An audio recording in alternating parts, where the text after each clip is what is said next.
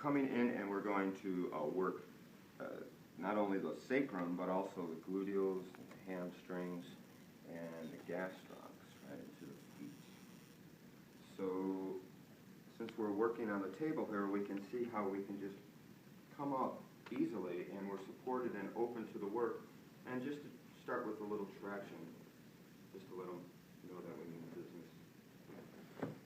You know, we're transitioning from the upper to the lower body. So that key structural is the lower back, right, as it comes into the pelvis. So this stretch is very good for creating some space there.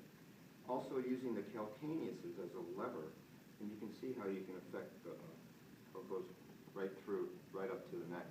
You see that motion, so the calcaneus is like a keystone, basically, in this position, where you can displace your weight back and create some nice space in the joints.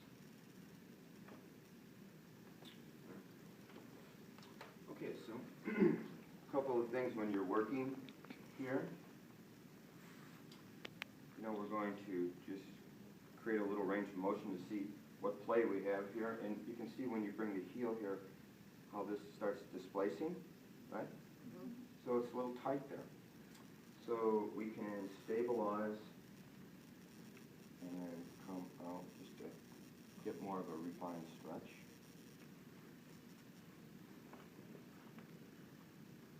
Depending on if you're working on someone big,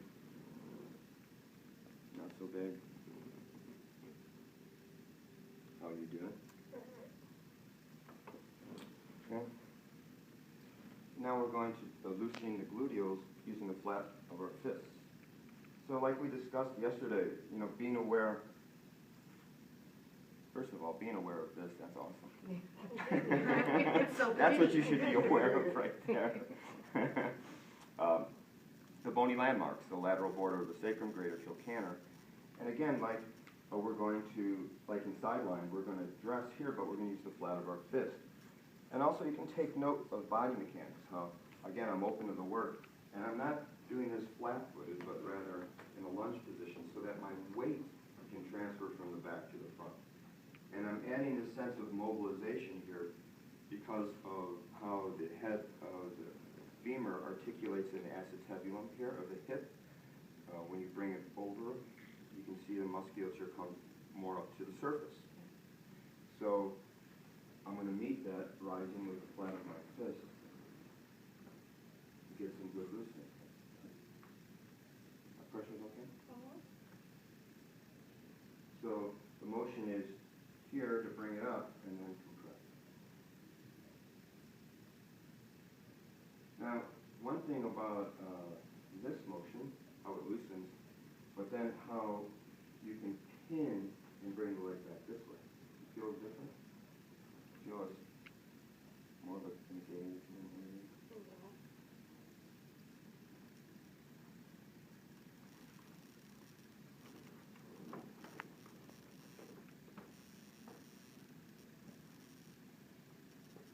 Pressure's okay? Yes.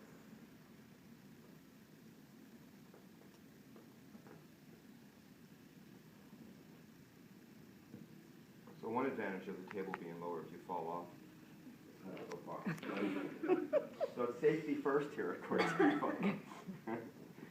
Okay, so, you know, some nice general loosening first. Now, the hamstrings here, as they pick up just distal to the attachment, common point of attachment, ischial tuberosity, and they come and attach around the knee. We have options of compression, obviously here. We're right over the work, so we can utilize our body weight quite well. There's always the option, too, of coming up on the table. So here, and then coming and letting your knee go right here. Pressure's okay? Yeah. And you see the choice of leg I use. I use the leg that's closest to their feet because as you're compressing down towards the knee, your body naturally opens. If you're doing the other leg, you're going to, it's awkward, first of all. But this way you can let your weight transfer a little bit more that way. Now, with the leg bent here, this acts as a sense of stabilization also. So when you're doing this, you have something to hold on to. But also serves a purpose also too when you engage it in motion. So as I'm engaging the hamstring, I can lower, so that's a pin and stretch of hamstring, correct? Right. So you can pin it and then stretch it. You know, this creates some slack so you can sink into it, and also, like I mentioned, you can stabilize some. So yeah, so that's nice. And then the gastroc.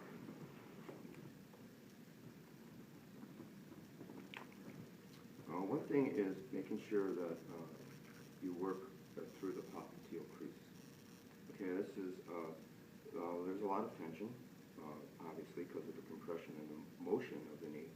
But also, it's such a site of attachment, right? So you want to really work through the popliteal crease and know anatomically, or, you know, the placement of the hamstring attachments, right? Because you really want to work that. It's to your advantage and the person. And as the muscle comes across, you can see as you just come below the popliteal crease, which is here, that you can easily pick up the heads of the gastroc now, just below. So the heads of the gastroc come up in this fashion. So you really want to create some separation here, like we did early on in supine in the floor. So know here that in between the gastroc heads and a braced thumb, I'm using just to work in that same area as we did yesterday with the pads of our fingers. Right? And then to the side of the foot. The foot, addressing the foot just generally this morning, a couple of different ways where you can support it, open stance, and you can use your fist quite nicely this way. My preference as of late is this. You can get motion, so if you're supporting with the leg, you know, here, motion, right? So you can support that motion by a simple support movement of your leg. So I'm engaging here, working the plantar surface, but see, I'm bringing it in that up and down motion.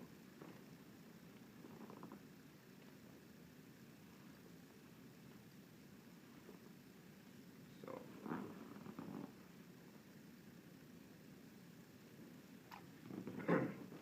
and then finally, just to do this.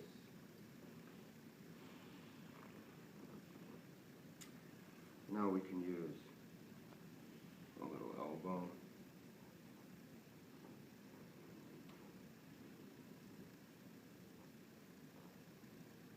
Just easy, right? Just keep your body. You can even, you know, I don't like this particularly, but people do it. Because, first of all, yes, it is comfortable to a certain extent, but it's torquing my shoulder too much. I can feel this line here. And when I show things, I think about not you doing it once, but 10,000 times. You know, so I back my stuff up and go, wait a minute. You know, so, and it is engaging, but you can have that same point of contact and just come like this. Yes, you have to stand up in gravity, but you can just come right in a little easier. And this also position, it allows you to address the IT band quite nicely too. Okay, this is the gallbladder meridian in Chinese medicine, and it has to do with how we think about things and plan things, and if we do things, if we act on them. So on a physical level, it manifests in stiffness sometimes, headaches sometimes, you know, stiffness from inability to act on things. Just keep on going over the same, so your mind gets really chatty, and our bodies get stiff. Doesn't sound like a very positive position, but it happens to us all, right? Lower lateral compartment of the leg, particularly in this position, the peroneals, tibialis anterior is down a little bit more, but the peroneals for sure. And the one spot that I want you to address here in the ankle is an acupressure point, and it's also on the gallbladder, just like gallbladder 30, just like gallbladder 21, just like gallbladder 1. So this is the lateral malleolus, and right in front and at the bottom, there's a little indentation here. And if you just apply pressure towards the malleolus, you let me know if that's sensitive at all. A little bit, she said? Yeah. Isn't that contraindicated for pregnant women though? That spot in particular? No. That's not the spot? No, there's a bladder point that is, but not the gallbladder one. Okay, so this is, and then you can just follow it up. So,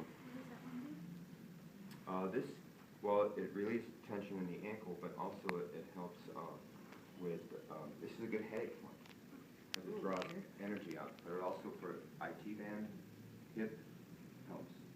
Because the line of energy runs, I'm just going to come to the side of your head for a second, here, and then it comes through the side of the body and through here, and through here, and through here. So, and it's funny, in Chinese medicine, the element it's associated with is wood. So, in a prime situation, when you can think, make plans, and act on them, you're fluid, right? You have to be. But if you overthink stuff, and you don't know which way to go, you get stiff. And like wood, like, you know, like the prime example of balanced wood is a young bamboo, where, you know, it's strong and flexible. So like when we have life situations, you know, stuff, but then you can come back. But overthinking it or having rigidity and change for change creates that stagnation, and now you become overly stiff, and you can't go with the changes. Not only that, but you're setting yourself up to break, you know, or get chopped down for an apartment complex. You know, something that could happen anytime. It's such a volatile life we have here in the U.S. Okay, thank you. That's